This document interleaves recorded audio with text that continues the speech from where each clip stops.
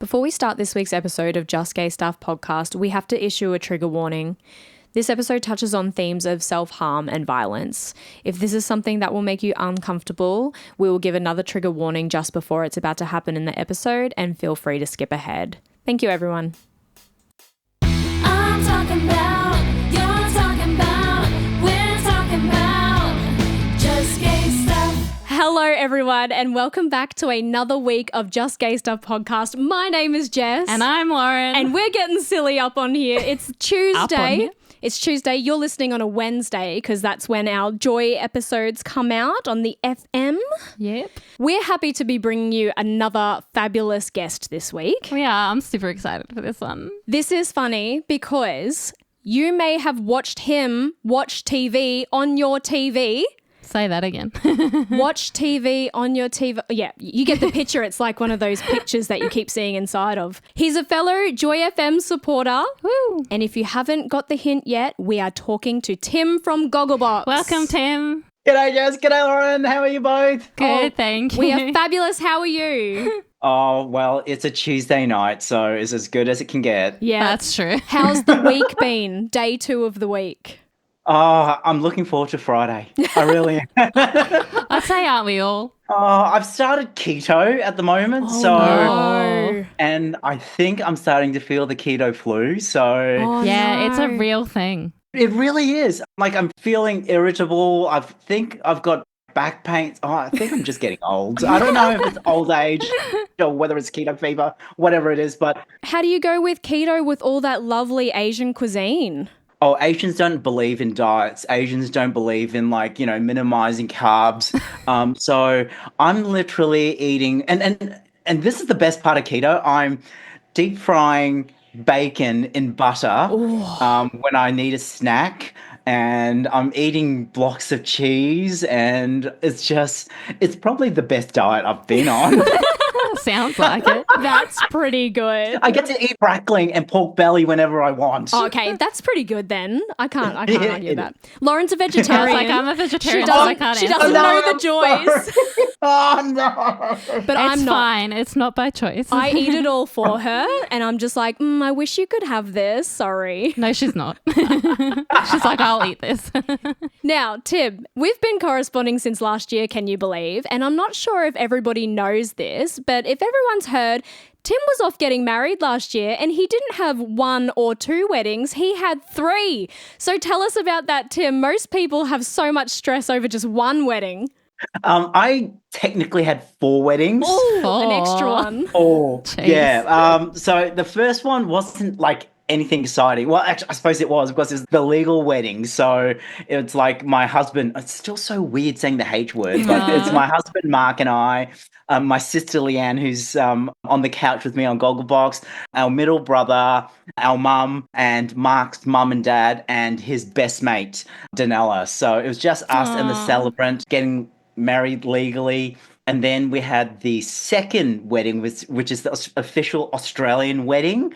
And we got married at the old Melbourne jail. Oh, wow. Yes. So, I mean, everyone says that weddings or marriage is like, a, Like a jail. lifetime sentence. So we kind of thought, why not get married in Australia's oldest prison? Fair. My husband loves Ned Kelly. So it was an amazing opportunity to actually get married where he was in prison and then hanged. Wow, yeah. What a Yes. cool wedding story. That reminds me Yeah. of Kath and Kim when Kath's talking about getting married to Kel and she goes, and then they decapitate the bride and the groom after. Yeah. I would have loved to have Kath and Kim there. Oh Oh, my my God. I'm God. the biggest Kath and Kim Oh, fan. God, Oh here my we God. go. It's going to Yeah. be a face-off. It's either you or I me, know. Tim. No, I actually live 5 minutes drive away from Fountain Lake Shopping Centre. Oh, Wow. Is it your local? It is my local. I love it. Yeah.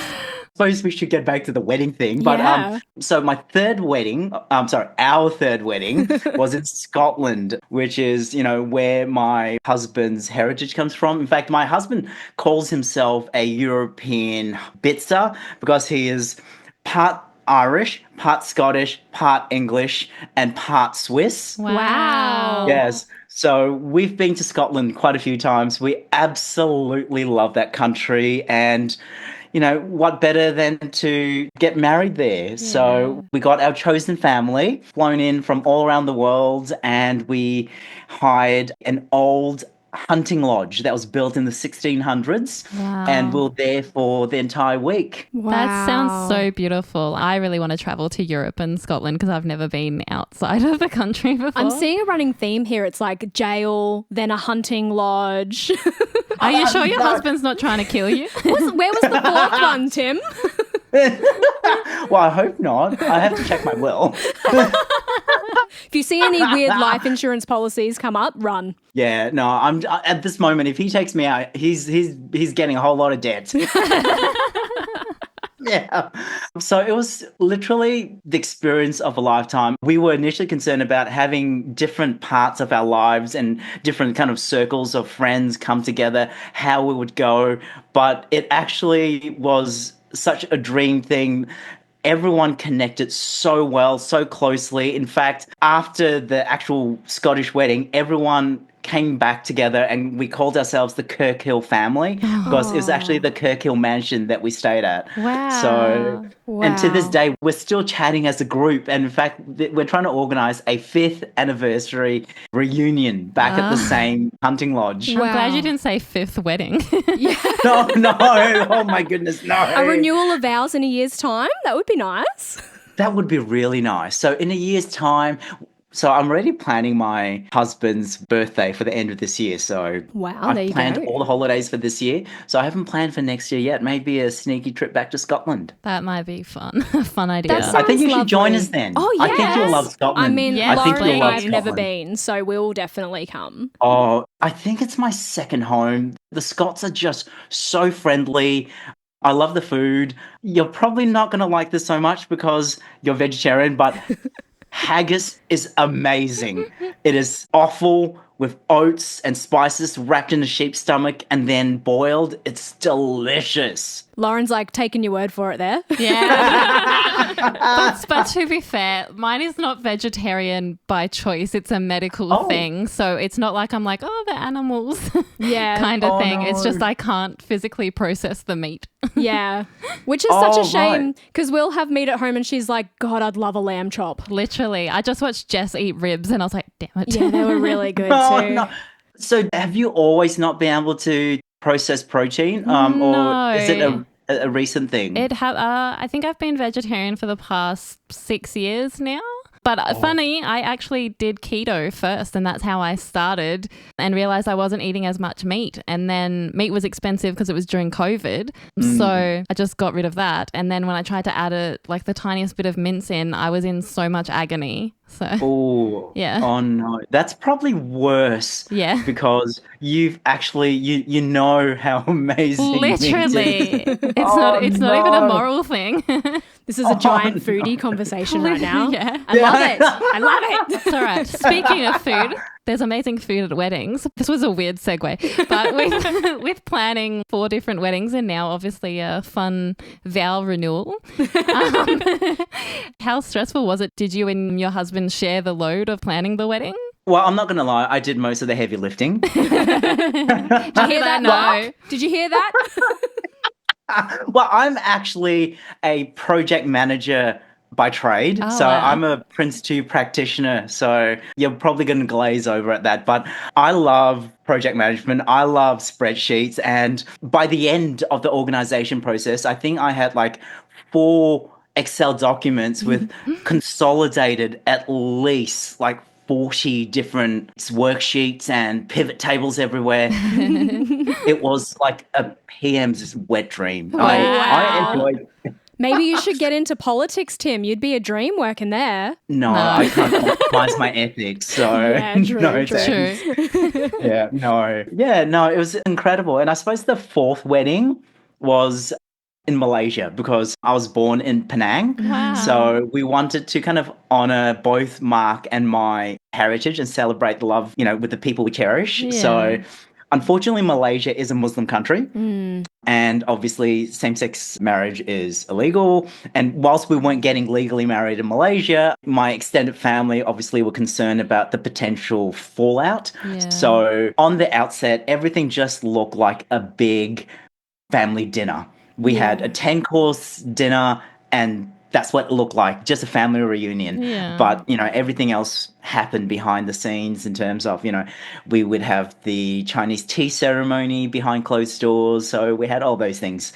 But it was a nice way to close off the whirlwind international wedding journey. Yeah. Not many people can say that they've had that experience. That's amazing. I feel like you could literally write a movie about your wedding journey. There you go, Tim. That's your next project. You're going to make a would wanna movie.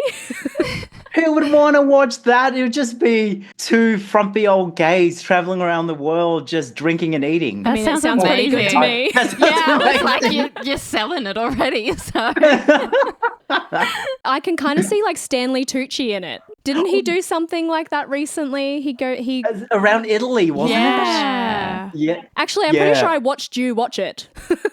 Yes, I think it was on Gogglebox. I mean, if he had hair, I think he'd be a silver fox hottie. Oh yeah. Yeah. Oh yeah. I mean, we're lesbians, and I couldn't even see that. yeah. And Butch isn't my type.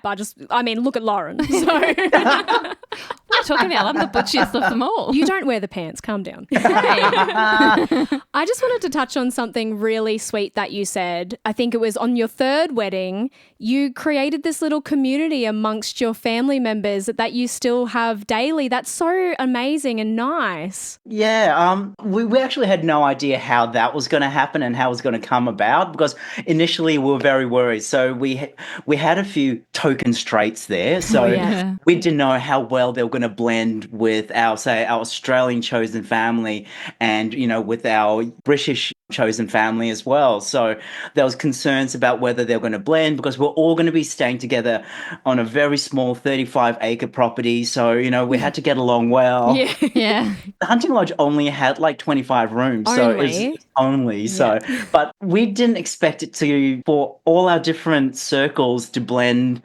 so well together. My husband and I were just talking about it the other day, and we just cannot believe that the Kirkhill family is still strong and that we're talking about reunions. In fact, I had a lot of them over at New Year's Eve and Chinese New Year. So it's the people that we choose that I think represent so much more than the ones that you're forced to be with. Yeah. Yeah. And we know that all too well in the queer community, don't we? That chosen family is so important. And to bring people together like that they then feel like family, that must be such an elated feeling. Yeah, absolutely. I mean, it probably makes sense that, our circles will probably blend, because we kind of seek the same kind of people who are honest, people who believe in integrity and who are kind and generous. And it makes sense that they all got together, that they got all well together. And the familiarity is that they all share love for you and Mark. So that's what brought them together there at that point in time as well. And Yes. if no one liked anyone, you were already at the hunting lodge. Yeah. Actually, funnily enough, the house rules were, despite it Don't being a shoot hunting lodge, anyone. don't shoot anything. So there was wild deer. I was going to say there was wild venison around the property, but there was wild deer around the property. We weren't allowed to shoot them. Oh, yeah. Yeah. So it was just an old building that apparently was haunted or is haunted. Ooh. And I found out from the caretaker when we first arrived. So it was just Mark and I when we first arrived. He did tell us that one of the rooms was haunted by one of the original owner's wife, who died in the house because the owner ran out of money and wanted to claim insurance. So he burnt the house down, but didn't realize that his wife was asleep in one of the other rooms. Oh my Oh goodness. my God. Yes, so one of our guests actually experienced something. That's what I was going to Yeah. ask next. Did you experience anything, or did you notice anything? I was going to Yes. say, no wonder he didn't know she was in one of the rooms. There was bloody 25 of them. Yeah, exactly. That Yes. too. So our two good friends from Adelaide, Anthony and Ryan, they were Ryan was ready asleep, and Anthony was getting out of the shower. And as he walked out of the ensuite, there's this very old, antique, heavy-set cabinet at the end of the bed. And it's one of those old ones where it's very heavy, so you need a bit of force to open it. But as he was coming out of his ensuite, the door slowly creaked open No. by itself. Creepy. And he thought, that's really weird. So he went there and closed it and made sure it slammed shut. He then went back into bed, put the covers on, And then all of a sudden, he heard rustling in the cupboard, like rustling in there, and the door reopened. Nah, I'd be out of there so quick. Do you have goosebumps now? I do. And they're not even on my legs; they're up my back.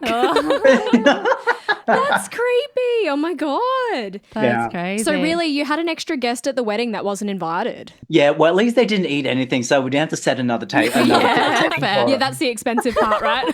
Exactly. Oh my How god. considerate of them.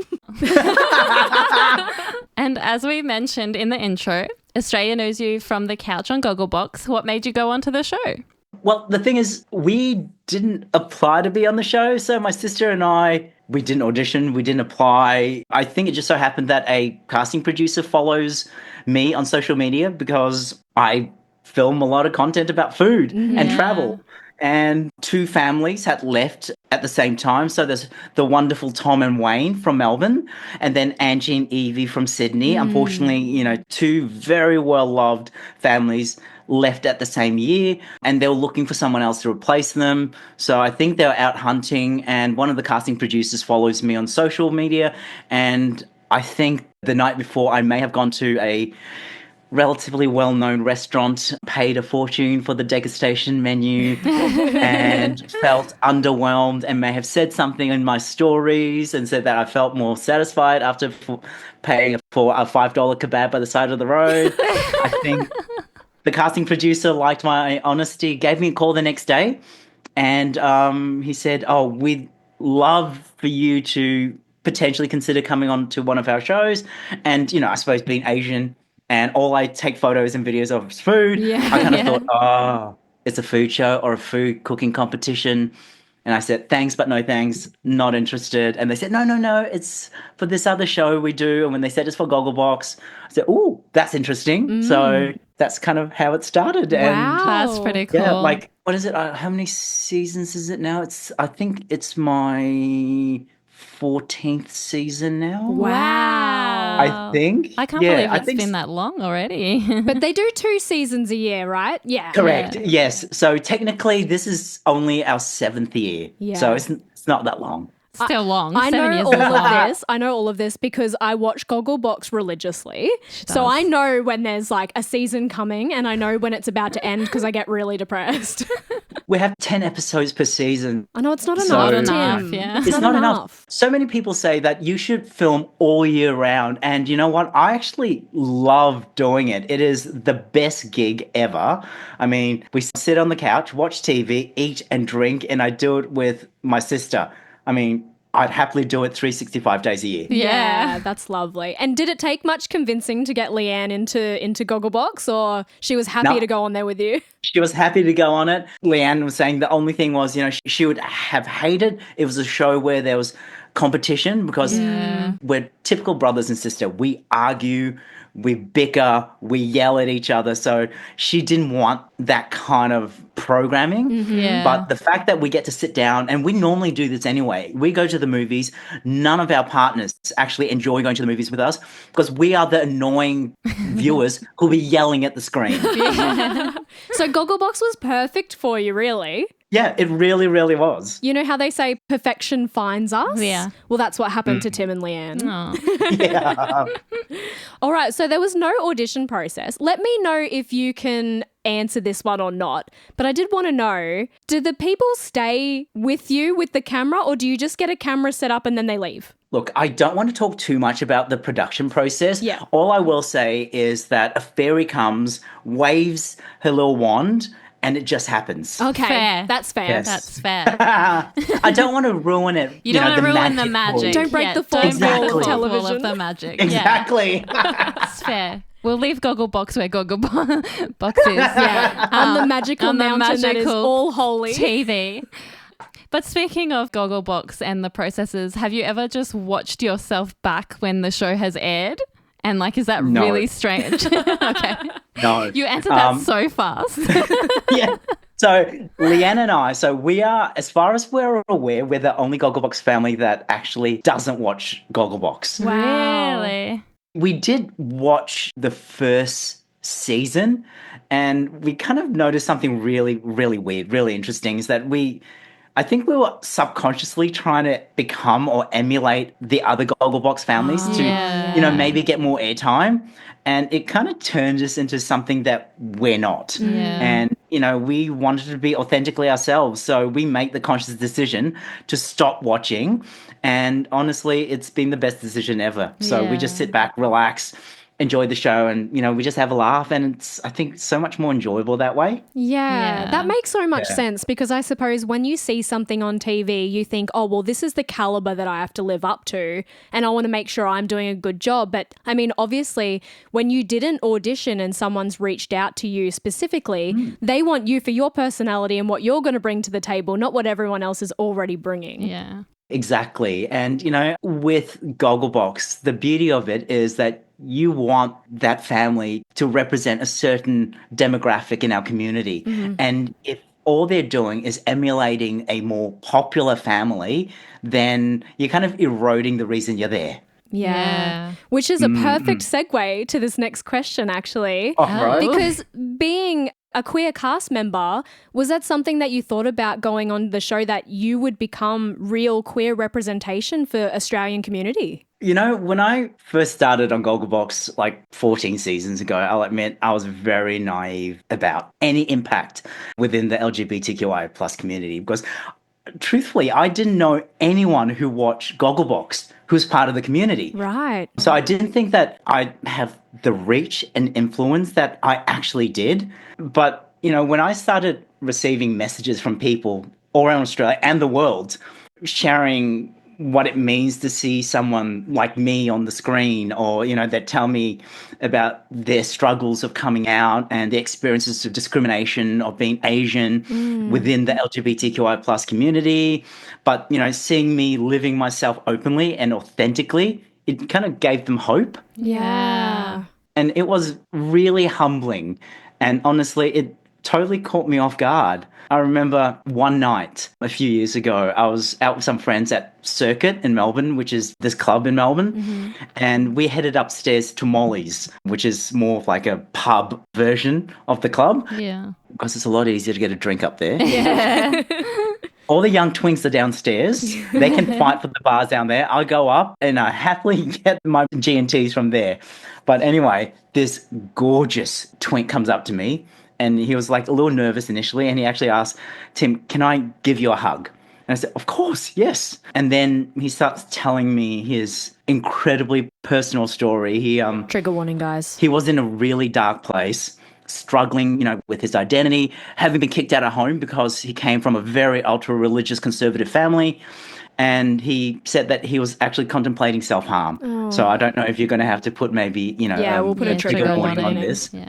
Yeah, but he actually decided to put the TV on, hoping to distract himself just for a moment, just to break that. And Gogglebox happened to be the first thing that opened up on his screen, and it was the episode where I was talking about my coming out experience. And for some reason, it resonated with him, and he felt connected with this. And he says, in a way, in a small way, he said, maybe I'm not the only one. And he told me he then went back and watched every single episode of Gogglebox. He'd never watched the show before, and he went back and watched every single episode after that. Wow. And I won't lie, I cried in the middle of Molly's when he told me this story. And unfortunately, I didn't get his name, I didn't get his contact details or his social media handles or anything. So I'm kicked myself, because I would have loved to see where he is now. So if you're listening to this, please DM me, because I'd love to see where you are now and love to reconnect with you, because your story really, really affected me. Yeah, what a beautiful feeling knowing that you essentially helped save someone's life, really. And that's why we do what we do on the podcast as well. And, have everyone share their stories to know that you're not alone. I think that is 100% part of the magic of being authentically ourselves in front of a large audience, no matter how daunting that might be. Yeah. Absolutely. And it's probably the proudest thing I've done. And initially I was thinking, if I could just help one person on this couch on commercial TV, then it's all worth it. Yeah, the fact that, I'm hoping that, having this talking head on TV, and using what little platform I have to advocate for, equality and challenging stereotypes and show the world that being queer is to be celebrated. Yeah. And it's worth it. And you know what us queers are like? When we see other queer representation on TV, we're like, one of us. One of us. I felt joyful when you started talking about same-sex relationships and your own coming out story on Gogglebox. I felt elated. I was like, yes, here's what we need. It's not just a story on television. It's a real modern person. representation. Yes, and it's all about that relatability. You changed that guy's life, and that's such an amazing feeling. And, that's one person that's come up to you. I'm sure there's hundreds more, Tim. I hope so, because it's quite sad, but in the last few years, I actually lost two friends, Asian and, part of our community. And one of them I lost, I think we just celebrated his passing, the anniversary of his passing, because, being Asian and being part of the community it's tough. Yeah. It really, really is so difficult. Obviously, like anyone coming out, but having this whole cultural Asian kind of expectation, it adds such a difficult layer to our story. Asians, we're not known to be, expressive with our emotions. When I grew up, I never got a hug from my parents, and I don't think I ever heard the words, "I love you." It was never uttered. They showed love in other ways and expressed in different ways, like, acts of service and, always putting our needs first. But love language was never something part of an Asian, especially, our parents' generation's vocab. Yeah. So my friend, unfortunately, he was told by his family that he wasn't allowed to attend the family Chinese New Year celebrations because he brought dishonor to the family and to their name. And the next day he took his life, and it was just Horrible. It's horrible. Yeah. That's why it's so important that, we are trying to normalize the fact that we are just human. And I think one thing that a lot of people don't understand is we're just trying to spread more love. That's it. It's We're not trying to hurt anybody And or that's force it. anything on anyone. That's We're it. just trying to exist. Exactly. And, we all bleed the same. We all feel pain the same. We all want to triumph in the same way. And especially, I know there's a lot of things surrounding when people say love is love on the internet at the moment, but love between two consenting adults is just that. It should just be seen as just that. Yeah. So, Absolutely. it's such a shame that people who just want to love who they want to love leave this world in a way where they could have existed and people could have just let them and didn't. Yeah. So it's sad that they felt that was the only way for relief. Yeah. I know you've spoken about your coming out journey on Gogglebox, but would you want to share it with us here now for all of our listeners too on the pod? Yes. Well, I think it's quite anticlimactic. It's not some grand Hollywood heart-stopper movie coming out thing, but I've actually got two experiences. Go for it. I want to hear them all. So I kind of thought... Yes. So one's obviously, I think the one you would have heard on Gogglebox would have been my coming out to my mum, and the other one's coming out to my best mate. Okay. So my mum, let's do the dramatic one first. Imagine this, it's late at night, I'm in year 11, and mum has just picked me up from ballroom dancing classes. Okay. So, as if that wasn't enough for her to know. Give it away. We're trying to break the stereotype, but also, Tim, that was a giveaway. That was totally a big giveaway. But anyway, we got into this big, dramatic diva argument in the car. And in a moment of my teenage angst, I decided I'm going to drop the gay bomb, right? And I thought it would hurt her and it would damage her. But her response actually completely caught me off guard. She just calmly said, "Do you really think I didn't know? I've known since I was 10. So, like all mums, that was a total deflation of my ego in a second. Obviously, in my head, I had a whole different dramatic, scenario planned out. Parents disowning me, kicking me out of the house, the whole 9 yards. Mm-hmm. But the reality was so much gentler, so much more simpler, and so much more entrenched in love. My mum just loved and accepted me completely and wholly for who I am. So that was just, I think, Beautiful. for an Asian, That is beautiful. one of the Yeah. best coming out stories you can imagine. Yeah. And to the less dramatic coming out was to my best mate, Adrian. It was our year 12 formal, and a whole bunch of us stayed over at his mum's place. And I was a nervous wreck because I didn't want to ruin our friendship, but I also couldn't keep holding on to the secret any longer. So I thought it was a little bit unconventional, but I actually went and talked to his aunt first. Oh, wow. Wow. Yeah, I know it's weird, but I kind of guess so she was she was the dyke. Oh, So okay. Oh, lovely. she was Yeah, I a love butch that. dyke. You were like safe Yeah. person. Yeah, safe person. Exactly, she was very safe. So I kind of thought, okay, at least, like their family, and he didn't have any outward homophobia to her. So I kind of thought, okay, I'm going to get, a sense of how he might react from her. So, but she encouraged me to go and speak to him directly. So I went into his room and I confessed my deepest secret. He turned around and he told me he was gay too. Oh, I love that. So we came out to each other on the same day, and it was just incredible. And to this day, Adrian is still my best mate. He lives in Bristol now with his husband. Wow. Wow. I had the honor of being their celebrant when they got married here in Melbourne. That's my so and he was cool. and he was my best man in Scotland. Oh, love that. amazing. That's kind of like Jess and her best friend. They came Yeah, out we to came each out other. to each other as well. Ah! And it's so funny. Don't you think it's funny, like when you're a kid and you look back, you didn't have an inkling about that person and they didn't have an inkling about you. But then No. looking back at your childhood, you're like, yeah, duh. Yeah. But then again, I don't actually have a gaydar or a LGBTQIA plus dar. Yeah. Doesn't work. Every time it goes off, the person's straight. Yeah. You have a straight duh. Straight up. It's a straight dar, exactly. So maybe I should think, if I think they're gay, they're definitely straight. If they're straight on my dar, they're gay. Yeah.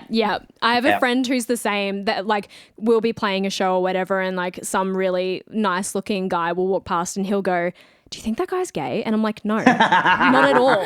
Like, what is giving you that vibe?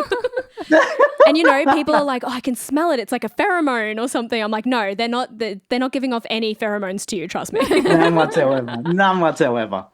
Speaking on your cultural background and stuff and how it differs from coming out without the cultural background. I'm half Indian, and unfortunately my dad wasn't around when I came out, so I really don't know how accepting he would have been, or maybe not would have been. But as that year 11 kid coming out to your mum, did you have that fear at all?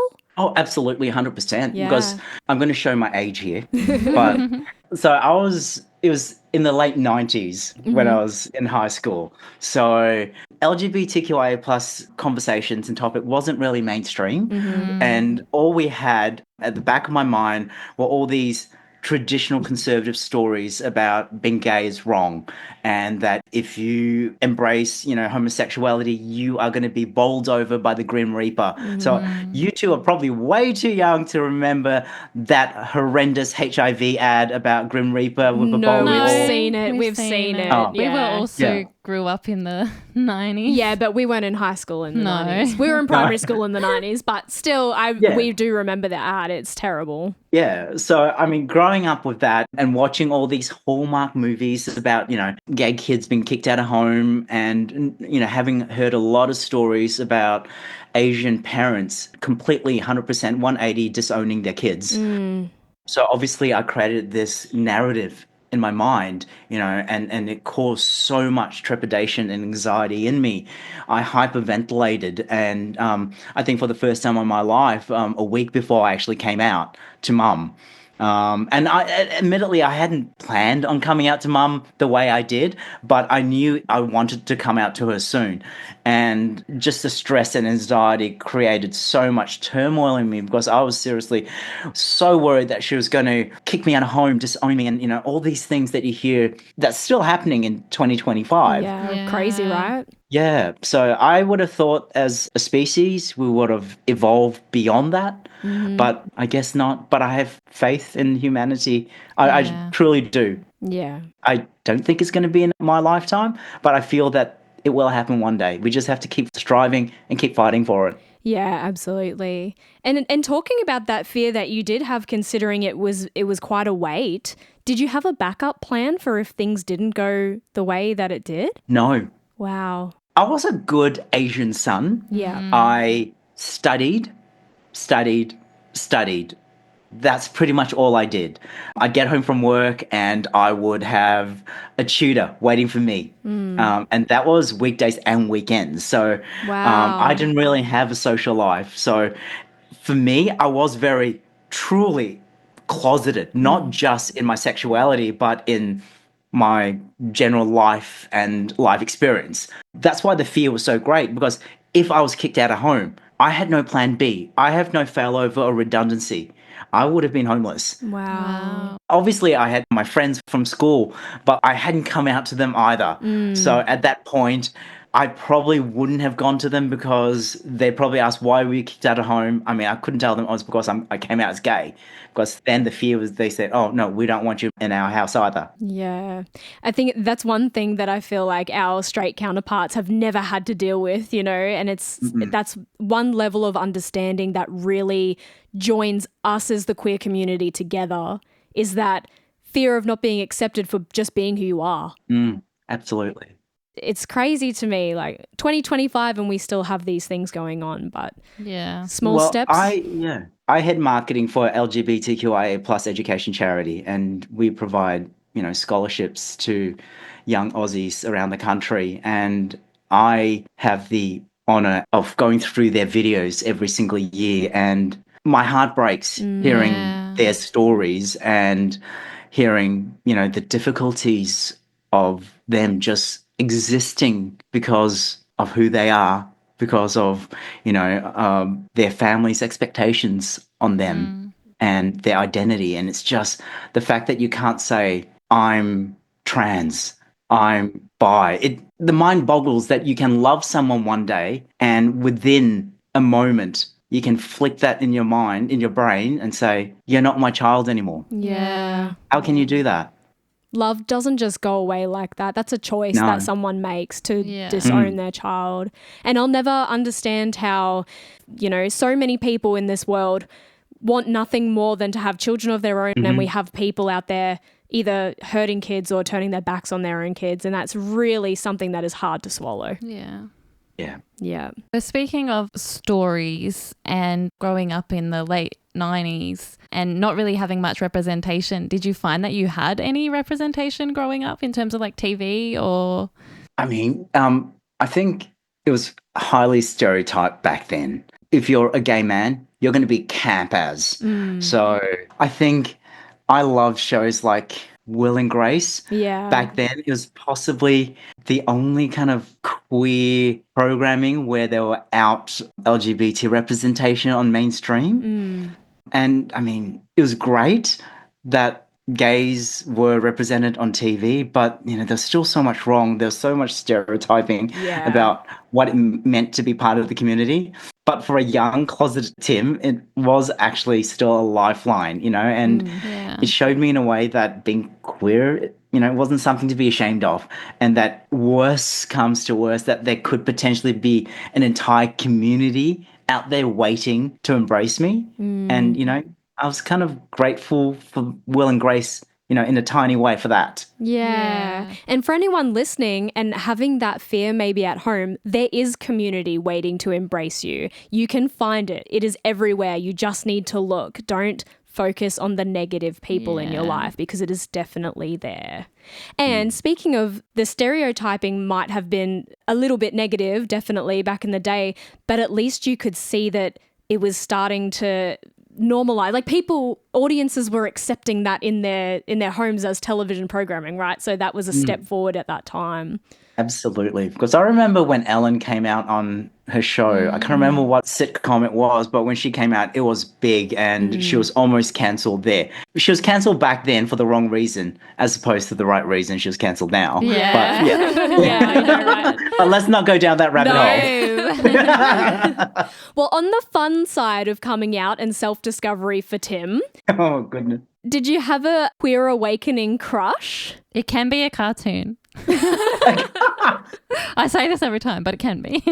I'm going to probably say not really a single person. So I kind of realized that I was a little different when I was 9 years old. Yeah. So, I remember flipping through a Maya catalog and I kind of like, and all of a sudden I see all these cute boys, in surfwear, Oh, yeah. and I didn't understand what was happening, but I knew I liked it. Yeah. So I started collecting all the Maya and David Jones catalogs. They were like treasure. Yeah. I think most of your listeners won't understand it now because, of the internet. But those catalogs, they're like my gateway to a whole new world. Yeah. But totally, thank goodness for the internet though, right? I mean, it's much easier to find inspiration. Yeah. Inspiration. You couldn't just Google inspiration back then. You had to You had to get a magazine for it. Did you go up the street of your house and take the catalogs out of everyone else's letterbox? That was Googling things back in the day. That was Googling back then. I'm glad that you went there because I thought you were going to say something about like mannequins wearing clothes, and I was like, okay, I could get behind this. I've just been rewatching The Umbrella Academy. So Lauren loves that show. yes, it's amazing. So I've just a good binged show. it again, and number 5 in the love of his life, which is the mannequin. Yeah. So true. I love that. Well, speaking of weird things that have been on TV. Yeah, speaking of weird things that have been on TV, like that show where we watch people watch TV. Watch TV. Since being on Gogglebox, how has your life changed positively or negatively? A little bit of both, actually. I mean, obviously being on one of the country's top rating shows, it really has opened up such incredible doors for me. I mean, I've had opportunities to connect with amazing people, support causes I believe in, and, explore new career paths. I used to be in technology, and because of Gogglebox, I've done a 180 and I've had a career change to work within the not-for-profit space and to give back to the LGBTQI plus community, at the Pinnacle Foundation. So, I've so much to be thankful for there. For me, the biggest positive has been the platform it's given me to advocate, for the LGBTQI plus community. Like most things, that downsides to being in the public eye. In fact, my sister has completely cancelled all her social media. So we used to share the management of our Gogglebox social media accounts. But just as we were entering into COVID, the anti-Asian hate really, really spiked. In fact, I even got a DM directly to me saying, if you were back in Malaysia, you would have your hands cut off and you would be killed for being the poofter that you are. Jesus. Wow. People are disgusting. People are disgusting. I love a good fight. So, Never back down. I'll never back down. So I said a few choice, kinder words, and then I blocked the hell out of them. Yeah. So I always like to get the last word in and then block them. Bye. Wow. I was just going to say, I suppose I was naive in a way, thinking about how COVID would have affected you so differently because of your cultural background. So, wow. Absolutely. Yeah. So with Leanne gone, I rode the China flu, the anti-Asian hate, and, the orange fantastic that's leading the US at the moment, gave strength to a lot of hidden racists and, gave them strength to stand up and actually be outwardly racist against Asians. And I enjoyed the fight. I enjoyed the challenge, but I shouldn't have to. Not in 2022. Absolutely. And then still in still 2025. And still in 2025. Absolutely. It's still there. I mean, it's not so much racism, but I had a follower recently send me, and he called it Tim's weight trajectory. What? He took a snapshot of me from every single season I was on, and he graphed my weight gain. Oh my God. Some people are assholes. I know some people are assholes. Well, I actually thought congratulations, well done to you, respect to you, because it would have taken a lot of effort to do that. So I'm more impressed by that. Yeah, well, I mean, at least they wasted their time doing something like that instead of going out and being verbally abusive to somebody and, ruining someone's day or life, But that's the thing that really gets me, is so many people, especially on the internet, I feel like the internet is such a good place for certain things and such a terrible place for the rest of the world. Yeah. But how many people waste their time and their life putting so much effort into someone else's life? Literally. Yeah. I call them keyboard cowards. Yeah. Because there's nothing warrior-like about them. That's They're so keyboard true. cowards. I love that. You should Yeah. TM that, Tim. I don't actually think I was the first one to come up with Damn that. Damn. Wow, it's been a bit of a roller coaster It of has. emotions in this interview. Thank you so much, Tim. Yes, thank you. We have one final question. A question we've been asking everyone Yeah. this year. And it can be kind of a positive or a negative question. For me, I didn't really know how to feel. But the question is, do you like being queer? Absolutely. Without question, easiest question to answer ever. I think being queer is beautiful and it's an important part of who I am. And it's allowed me to connect with a vibrant, supportive, amazing community, embrace my authentic self, actually know who I am. And, I love to poke the bear. I love to challenge society. And, I wouldn't change a single thing. And being Asian and queer, I think adds another layer of richness to that and complexity to my identity. And I think, it's a beautiful intersection of culture and experience that's shaped who I am and how I see the world. So, yes, I love being queer. It's a gift. It's my superpower and, a source of endless pride. Oh, I love that. amazing. That's the best way to finish That this was episode. such a beautiful answer. Yeah, it really is. Oh, thank you so much, Tim. No, thank you so much for having me on. I've absolutely loved being on. Like, seriously, this is just like a chat with friends. I know. This is Literally. Awesome. Yeah. Well, us queers, we have a lot in common, We do. No, we absolutely love you, Tim, and we can't wait to see you on the next season of Gogglebox. We'll be watching. We'll be watching, and we hope everybody else who's listening to this will be watching Tim on Gogglebox as well and supporting our fellow queers that are on TV, taking one for the team. Well, we hope everybody has enjoyed this chat with Tim. We thank Tim so much for taking time out of the busy filming schedule of Gogglebox to join us here on Just Gay Stuff podcast and on Joy FM 94.9 for all of you listeners. Thank you so much. Thank you. Well, until next week. I guess you better remember to. Stay gay, motherfuckers. Thank you so much, Tim. I'm talking about, you're talking about, we're talking about just gay stuff. That was seriously, that was so much fun. Thank you both. I've really loved this. Thanks for joining us on another episode of Just Gay Stuff. Make sure to follow us at Just Gay Stuff Podcast on all your socials and write to us with your stories at justgaystuffpodcast@gmail.com.